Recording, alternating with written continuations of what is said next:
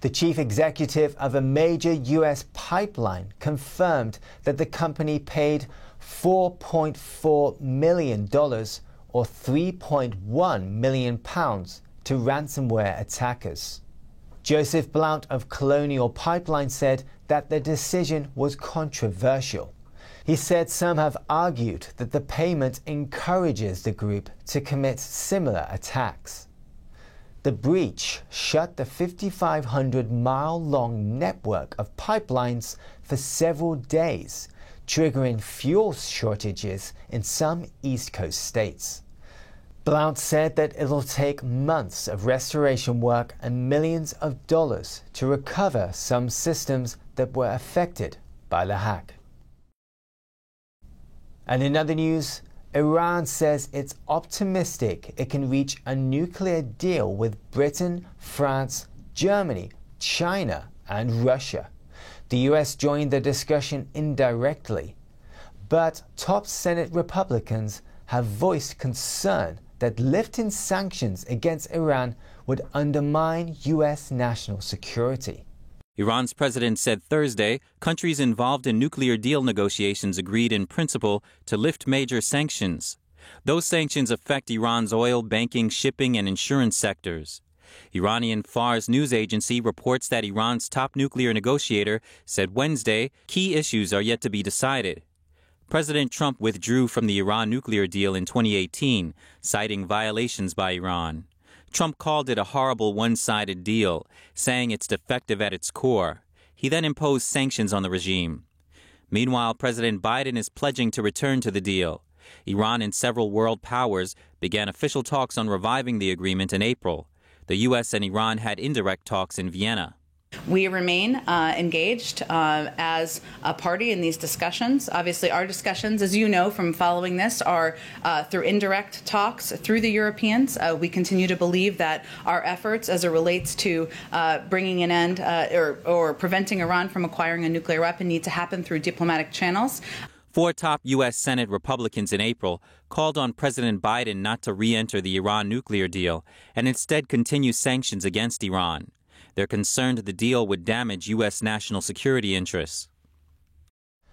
Abortion is no longer an option if the baby has a heartbeat, unless there's a medical emergency. That's the new law in Texas signed Wednesday. NTD's Miguel Moreno has that story and an interview with a senator who authored the bill. Republican Governor Greg Abbott signed the Heartbeat Act into law on Wednesday. Now, as soon as an embryo has a fetal heartbeat, he or she cannot be aborted unless there's a medical emergency. State data shows that over 50,000 abortions were performed in Texas last year and in 2019. The thought of those babies being killed, innocent human life, that's wrong. Republican State Senator Brian Hughes authored the Heartbeat Act. He says the government's highest responsibility is protecting innocent life. This is a win for people who want to protect the life of unborn children. What would you say to Texans who support abortion and aren't happy about this law? Of all the matters we deal with in public policy, whether it's in Washington or in Texas or across the country, this is probably the most visceral, the most difficult, the most personal one. I would just say that it's ladies who have led the way. State Representative Shelby Slauson introduced the bill backed by a number of other women, and Hughes says they want to give pregnant women alternatives to abortion. We want to come alongside those mothers. We want to love them and support them.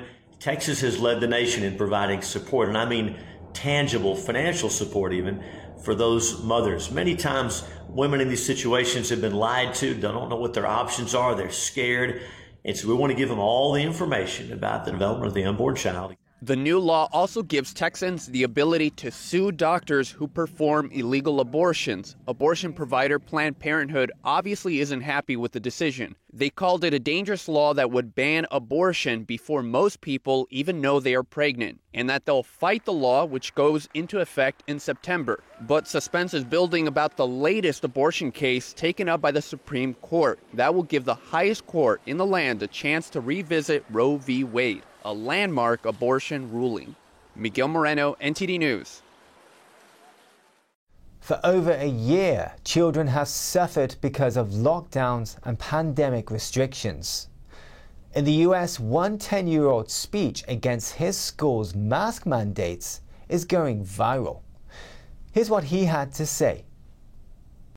10-year-old John is from Felix A. Williams Elementary School in Florida. He's gone viral over a powerful speech he gave during a local school board meeting last week. He shared what it's like to be forced to wear a mask in school 7 hours a day, 5 days a week. I love my school and all, but my teachers seem really stressed, and that makes me feel bad. One teacher walks around with a clipboard full of referrals for any student whose mask isn't on properly. It makes me feel scared. That same teacher yells at us having our masks down to drink water while we are outside in Carline. She told us we had to wait until we were in our parents' car to have a drink of water.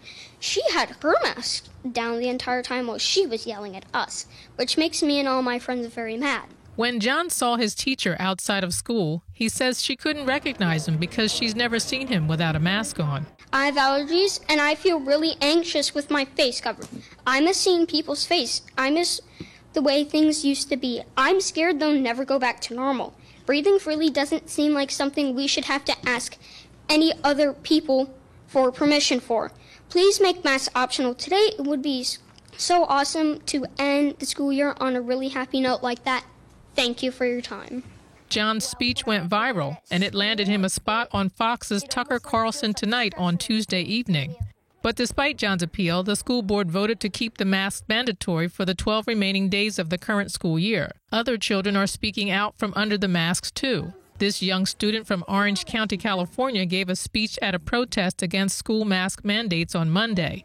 The video was captured by YouTuber Anomaly, who was at the event. There's teachers there that yell at me every day for having my mask over my nose. We go to PE, we do basketball and soccer, and we run around, and they're still yelling at us for having our mask under our nose or down. I feel like I'm gonna pass out sometimes because I can't breathe. I can't feel like I can't just breathe at all. It gets me hot. And just like John, one aspect of the mask she finds most upsetting is being unable to see her friends' faces. I used to see people smiling, like I used to see my friends smile. I used to see them be happy every day. Everyone's like, just, I feel like it's depressing. It's very sad.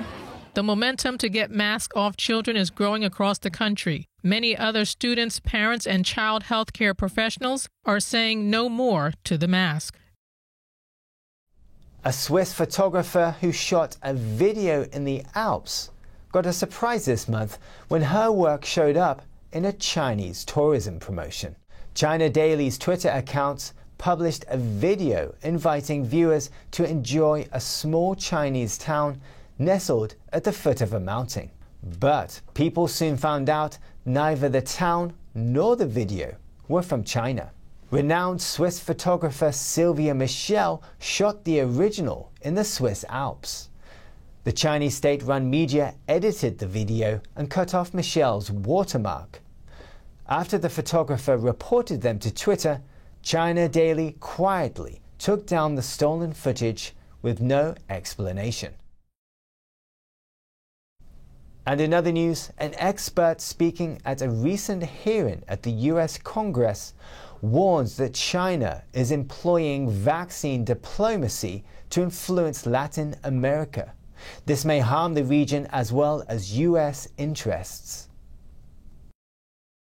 During a Congressional Commission's hearing on China in Latin America and the Caribbean, Professor Evan Ellis warned that the Chinese regime is seeking its geopolitical interests through vaccine access. China has used vaccine access to induce Brazil and the Dominican Republic to reverse prior commitments to exclude Huawei from its 5G networks. In Paraguay, China attempted to persuade the Abdo Benitez government to abandon Taiwan for a vaccine. And now in Honduras, President Juan Orlando Hernandez now promises to open a trade office in mainland China in order to get vaccines. China has made Latin America and the Caribbean a particular focus of expanding its influence in recent years. The pandemic seems to be giving China a new opportunity. Ellis said it's very likely that Western companies, including those from Europe, will sell their businesses in the region, giving China the chance to further expand. It will be absolutely critical that the U.S. plays a central role in cooperation with partner nations in ensuring the region's sustainable economic recovery from the COVID-19 pandemic. This is crucial not only for the region's economic, social, and political stability, but also in pursuit of hemispheric security and democracy.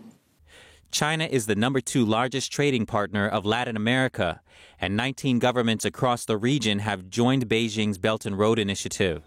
But plenty of such Chinese-backed infrastructure projects have left host countries with regrets. China is also expanding its military presence in the region and selling its state-led authoritarian model. In other parts of the region, China exports its smart city initiatives, which integrates facial recognition technology with traditional surveillance equipment.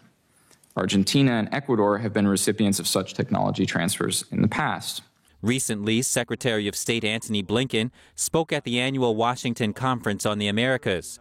He promised to stand with U.S. partners in the hemisphere to reject Beijing's coercive economic practices.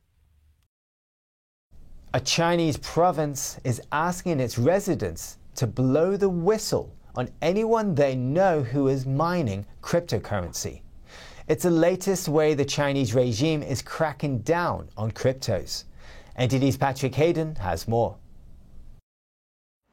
A Chinese province is asking residents to inform on people they suspect are mining cryptocurrency. Inner Mongolia says the crackdown is to reduce energy consumption, as crypto mining requires a considerable amount of electricity. The province has set up a telephone hotline so residents can report any suspected mining.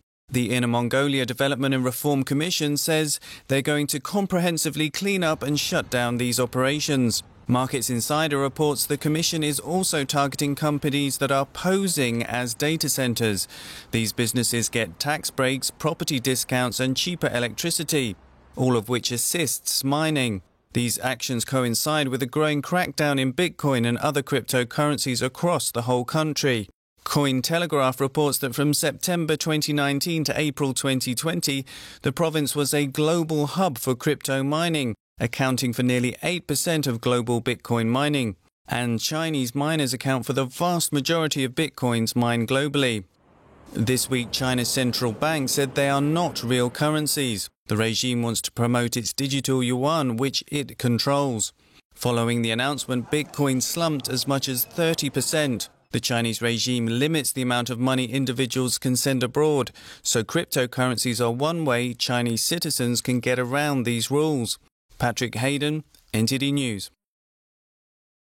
The image of a church bell tower emerging alone from an Italian lake became so famous, it inspired a book and a Netflix series. And now, the remains of the village surrounding it have emerged for the first time in more than 70 years. The tiny village in Lake Racea has been submerged for decades. The village once had 900 residents. It was flooded in 1950 for a hydroelectric plant. The lake was recently drained for repair work. Visitors can now wander among the remnants of houses. Workers have already started to release water back into the lake, and in a couple of weeks, the old village will once again be hidden. That's the news for today, and thanks for tuning in. I'm Stuart Leith.